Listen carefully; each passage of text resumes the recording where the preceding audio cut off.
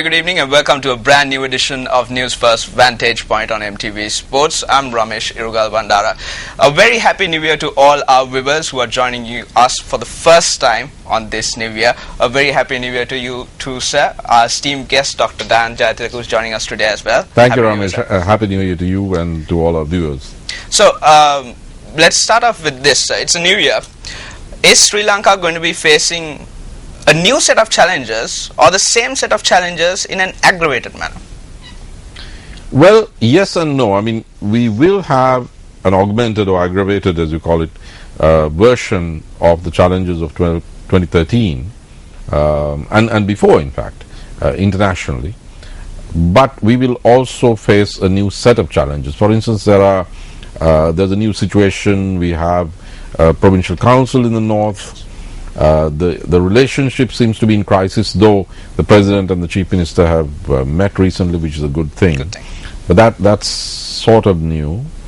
And the knock-on effects of the spillover of the old challenges, for instance in Geneva, will constitute and trigger a set of new challenges this year. This year is, in that sense, a nodal or pivotal year. I'm glad you actually touched on the Geneva Convention. There are two special guests actually who were arriving in Sri Lanka. The U.S. Assistant Secretary of State Nisha Biswal, as well as the U.S. Ambassador at Large at the State Department's Office of Global Criminal Justice, Stephen J. Rapp. Yeah, this week for Stephen Rapp. Yeah, he's already here. So this is all in preparation for the upcoming Geneva Conventions, right? For the Geneva sessions, Human Rights Council, yeah. Mr. Rapp is someone who authored a report on Sri Lanka back in 2009 about the final stages of the war. So the US and the international community at large are preparing for an onslaught on Sri Lanka? Well, Ramesh, a Cold War has been going on for 5 years. We won the Hot War in May 2009, and in the same month we also won an important battle in the Cold War in Geneva itself, in the battlefield of Geneva. But this year, 2014, is 5 years down the road from those victories. And it's a good time for reality check, I mean, to check how well we've done. I think that in the realm of international relations, we haven't done too well. Mm-hmm. And that's why we have these visits. They are, in fact, as you say, a prelude to the March session in Geneva. It's not a small deal. Stephen J. Rapp is the U.S. Ambassador at Large on war crimes in the Office of Global Criminal Justice of the State Department. But his brief, he is the war crimes guy. Yeah. And he's spending 5 days here. He's not just passing through. So, yes, they are tightening the screws in a major way. This is the top U.S. official dealing with war crimes in the American system. Now, there's a bit of an irony in this, because 5 years ago, the predecessor of Ambassador Rapp was Ambassador Clint Williamson, who was the head of war crimes of the same office.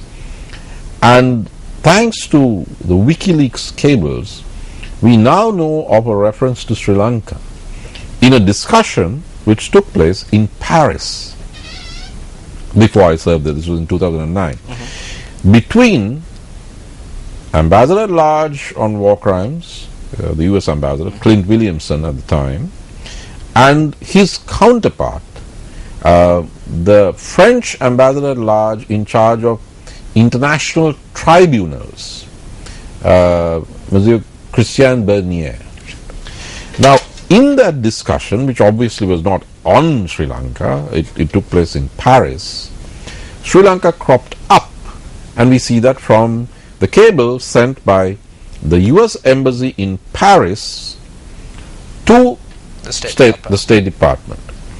And it says that Ambassador Williamson and Ambassador Bernier discussed the recent special session in Geneva of the Human Rights Council, and how Sri Lanka, how they couldn't basically get Sri Lanka, and how Sri Lanka won, and there's a complimentary reference to very strong diplomatic performance or something by Sri Lanka.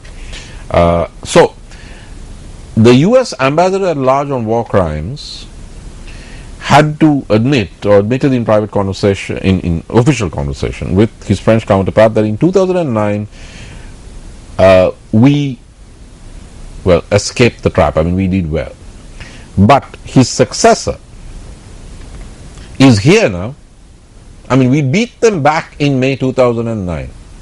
But 5 years down the road, the ambassador at large on war crimes is here in Colombo, in Sri Lanka, on a 5-day visit. For round 2.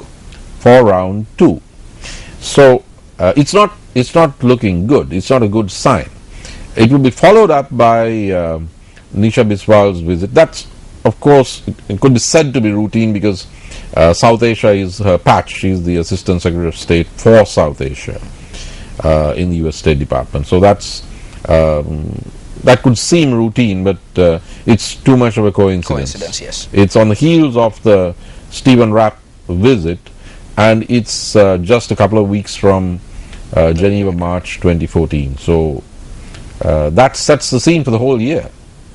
It's a very important visit. True. Now, you touched about Nisha Biswal. Nisha Biswal is an American diplomat with Indian origins. Will this actually affect Sri Lanka's chances? Because Indians, they would view our situation in a different manner from what the normal Americans would view it, right? Well, Ramesh, I look at it rather differently.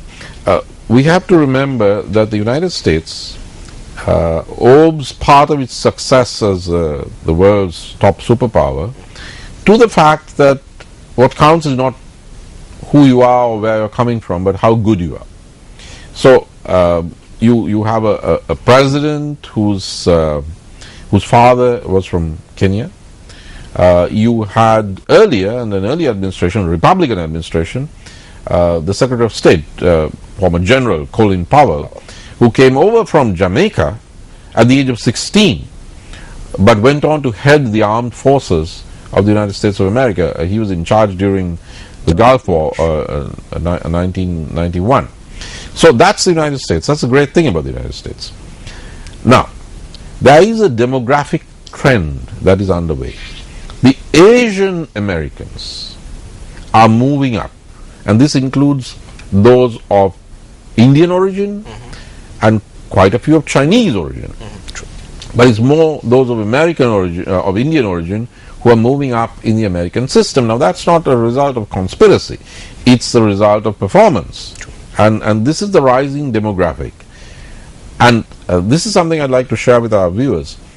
It's possible that in 2016, which is the year of the American presidential election, you might even have an American president of Indian origin. I'm not saying it's a good thing, I'm not saying it's a bad thing, but it's a very interesting thing, because one of the front runners in the Republican camp is Bobby Jindal, who is the governor of the state of Louisiana, very charismatic young guy, and he's of Indian origin. I mean, he's proud of it, but he's also American, and he's proud of that too. So this is the new demographic trend. Now, what this does is it brings an added dimension. It's an added an adhesive, if you like, of the new relationship between India and the United States. Not only do you have the United States and India converging in strategic terms, which is very important to us on the doorstep of India, but within the United States, a new intelligentsia of Indian origin is moving up and taking its place in the American power structure.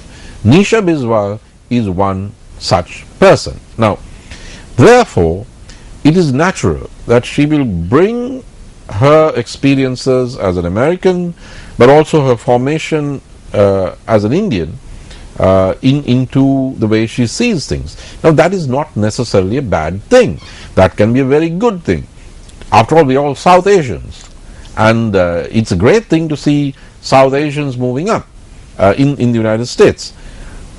The problem, though, and it's a problem only because we are the way we are currently, the problem is that it would mean a greater disconnect between the way an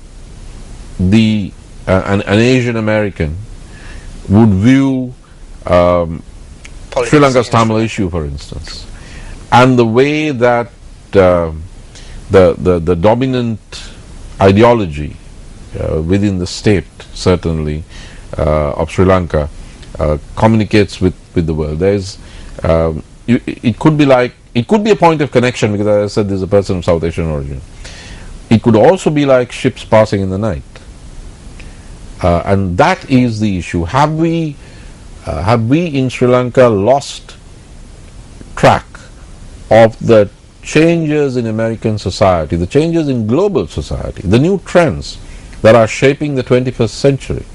Are we still living in another century or another millennium even? Are we able to connect? Are we able to have a conversation with the world as it is evolving? If we are unable to do so, then the stakes are very high, Ramesh. We will lose the Cold War in which we find ourselves now, and we may even lose eventually the gains of the military victory of 2009, which were won at such great cost by the Sri Lankan Armed Forces. Now, you